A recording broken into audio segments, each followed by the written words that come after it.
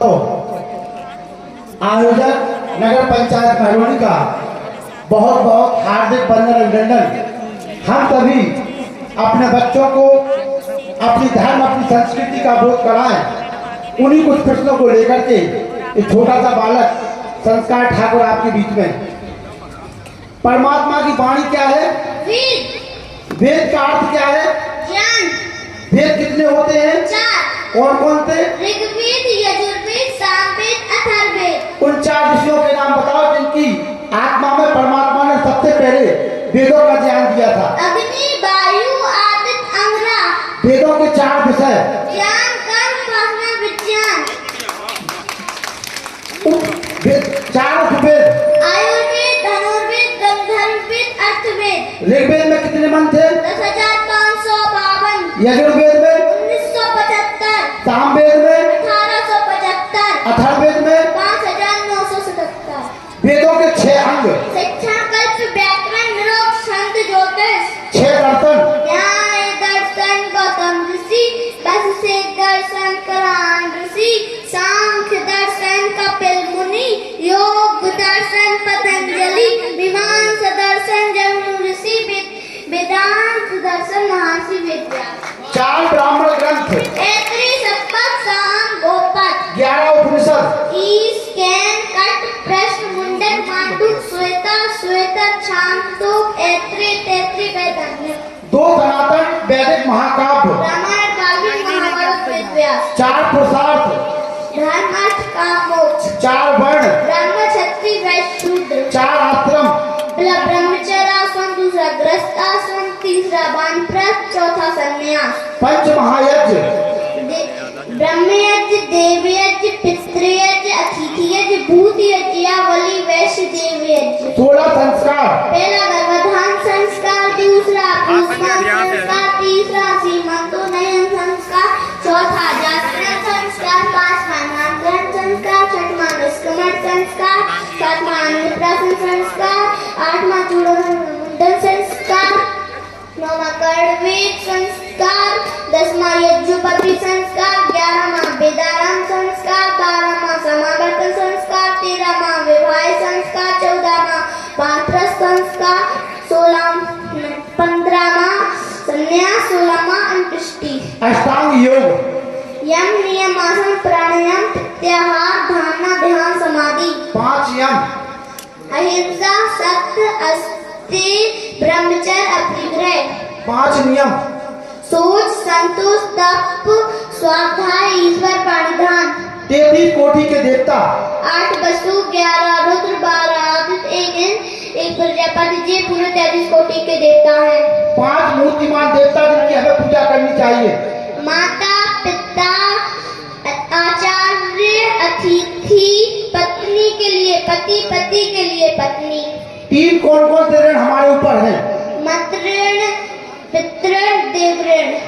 हमारे देश का प्राचीन और प्रथम नाम क्या था? आर्यभट्ट था। हमारे देशवासियों का प्राचीन नाम क्या था? आर्य था। हम भारतीयों का प्राचीन धर्म क्या है? वैदिक धर्म। हम वैदिक धर्मियों की धार्मिक पुस्तक कौन है? वेद। वेद की भाषा कौन सी है? वैदिक संस्कृत। आर्य समाज के संस्थापक कौन है? महर्षि दयानंद सरस्वती। महर्षि दयानंद सरस्वती का जन्म कहाँ हुआ था? गुजरात के टंकारा में। उनके बचपन का क्या नाम था? मूलशंकर। महर्षि दयानंद के गुरु जी कौन थे? गुरु प्रजानंद जी। महर्षि दयानंद जी को निर्माण कब प्राप्त हुआ? दिवाली को। महर्षि दयानंद का उद्भव क्या है? वेदों की अलोटो। महर्षि दयानंद को बोध कब हुआ? शिवरात्रि पर। महर्षि दयानंद के माता पिता का क्या नाम है? माता का नाम अमृतबाई, पिता का नाम करसन जी तिवारी। आर्य समाज का आदर्श वाक्य कृणवंतो विश्वमान्यम। आर्य समाज का मुख्य ग्रंथ? सत्यास प्रकाश। परमात्मा का मुख्य नाम क्या है? ओम। परमात्मा कहाँ रहता है? सभी जगह। परमात्मा साकार है निराकार? निराकार। परमात्मा जड़ है या चेतन? चेतन। परमात्मा के 5 कार्य। पहला संसार को बनाना, दूसरा संसार को चलाना, तीसरा संसार को मिटाना, चौथा जो जीव जैसे कर्म करता उसे वैसे फल देना, 5वां वेदों का ज्ञान। 3 अनादि सत्ताएं जो कभी खत्म नहीं होती। ईश्वर, जीव, प्रकृति। क्या परमात्मा का जन्म? की आत्मा और परमात्मा अलग अलग है। क्या आत्मा का जन्म में मृत्यु होती है? नहीं, क्योंकि आत्मा जन्म है। मन जड़ है या चेतन? जड़। आर्य किसे कहते हैं?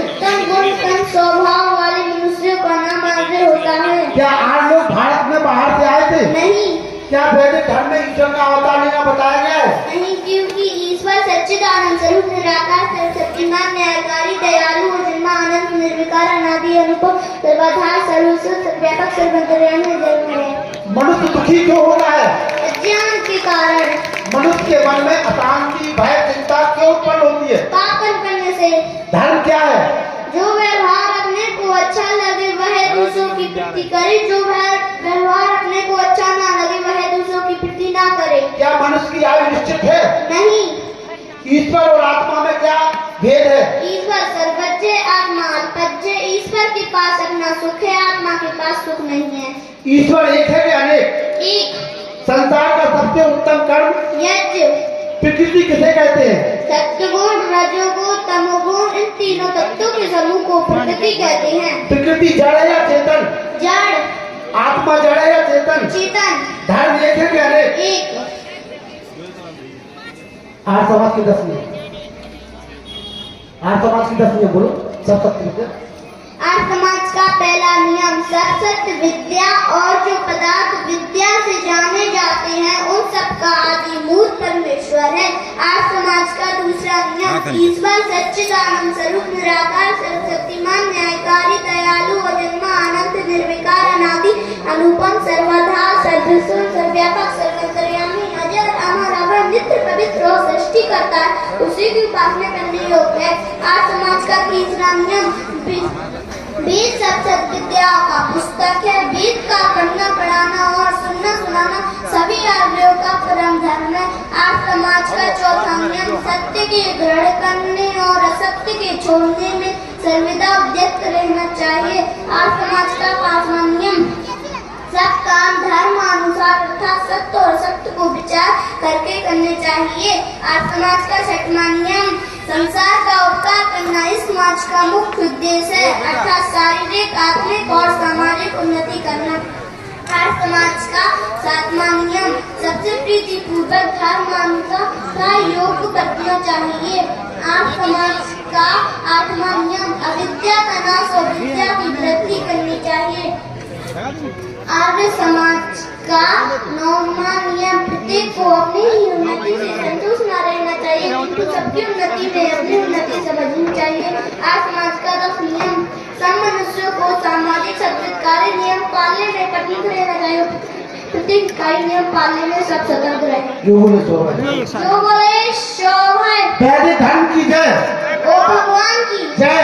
वेद भगवान की जय। यज्ञ भगवान की जय। पृथ्वी माता का सेवन करेंगे, गौ माता की रक्षा करेंगे, सब संतन की जय हो। मर्यादा पुरुषोत्तम चंद्र जी महाराज की जय हो। कार्यक्रम है तुम्हारा, योगेश्वर तो अंदर बैठना है, इसका कार्यक्रम है अंदर बैठना। जय हो। ओम का ध्वज ऊंचा रहेगा, आदेश की प्रगति बढ़ती रहेगी, यज्ञ की ज्योति जलती रहेगी। ओम ध्वनि। बहुत बहुत धन्यवाद आयोजन समिति भाई संजय पांडे भारत